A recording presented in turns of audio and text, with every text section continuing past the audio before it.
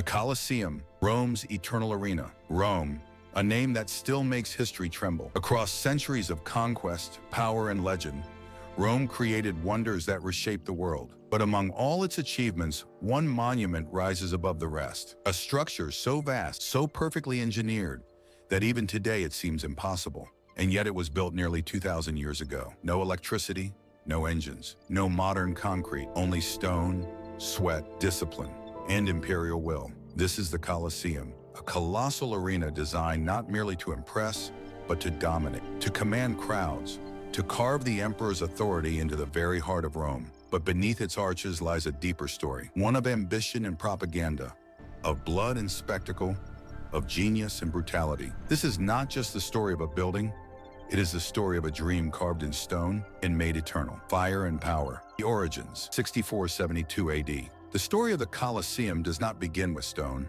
it begins with fire. In the year 64 AD, a devastating blaze tore through Rome during the reign of Emperor Nero. Entire districts were reduced to ash. Rumors spread that the emperor himself had ordered the fire, clearing space for his ambitions. On the ruins, Nero built the Domus Aurea, the Golden House, a palace of unimaginable luxury. Artificial lakes, private forests, statues plated in gold. While the people struggled, one man lived like a god. When Nero died, Rome demanded change, and change came in the form of Vespasian, founder of the Flavian dynasty. He understood something crucial.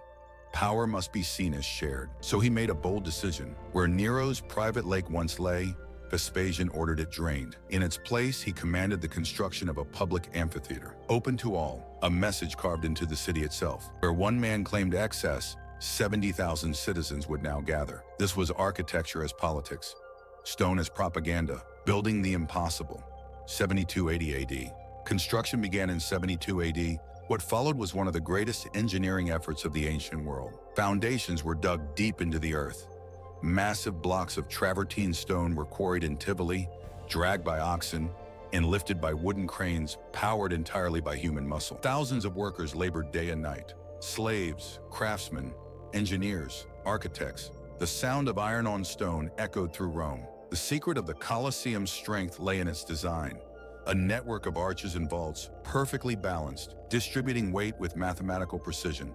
Travertine on the exterior, tough and brick within. Materials chosen for strength, flexibility, and speed. In just 8 years, the impossible was completed. In 80 AD, under Emperor Titus, Rome unveiled the greatest arena the world had ever seen, the greatest show on earth. Crossing one of the 80 entrances, spectators entered a space unlike anything before it. An immense oval capable of holding up to 70,000 people. Seating was strictly ordered by class. The closer you sat to the arena, the greater your status. Senators and nobles at the bottom, citizens above. Women, freed slaves, and the poor at the top, but entry was free, a gift from the emperor. At the center lay the arena, a wooden floor covered in sand to absorb blood. Beneath it, hidden from view, was the hypogeum, a labyrinth of tunnels, cages, lifts, and trapdoors. This was not chaos, it was choreography. At dawn came the Venetiones, hunts featuring lions, tigers, bears, elephants, and exotic beasts brought from the far edges of the empire. Next were public executions, staged as mythological punishments. And finally, the gladiators, warriors trained for spectacle and survival. Slaves, prisoners, and volunteers chasing glory. The crowd roared. The emperor decided life or death with a gesture. On rare occasions, the arena was even flooded for naumachii, mock naval battles fought on real ships. This was entertainment, but it was also control. Bread and circuses kept the empire stable, an engineering masterpiece. The Colosseum was more than spectacle. It was a machine. Measuring 189 meters long, 156 meters wide, and nearly 50 meters high, it remains the largest amphitheater ever built. 4 exterior levels displayed Doric, Ionic, and Corinthian columns, symbolizing Roman order and hierarchy. Inside, a system of vomitoria allowed tens of thousands to enter and exit in minutes. Numbered entrances, radial stairways, sector divisions, just like a modern stadium. Above the seating, sailors from the imperial fleet operated the velarium, a massive retractable awning that shaded the crowd.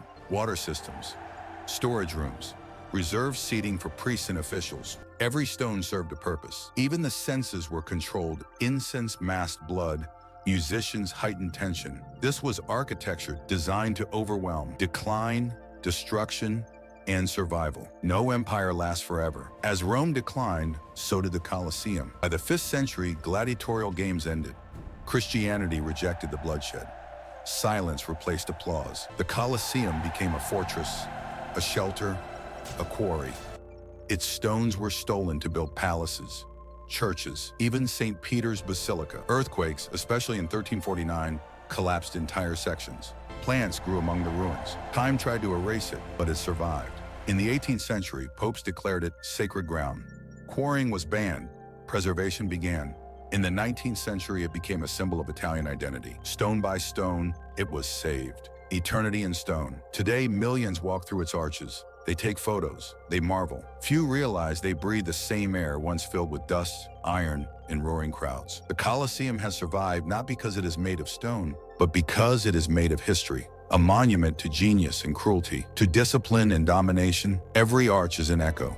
Every stone, a memory. Built to impress, survived to remember. The Colosseum is not ancient. It is eternal.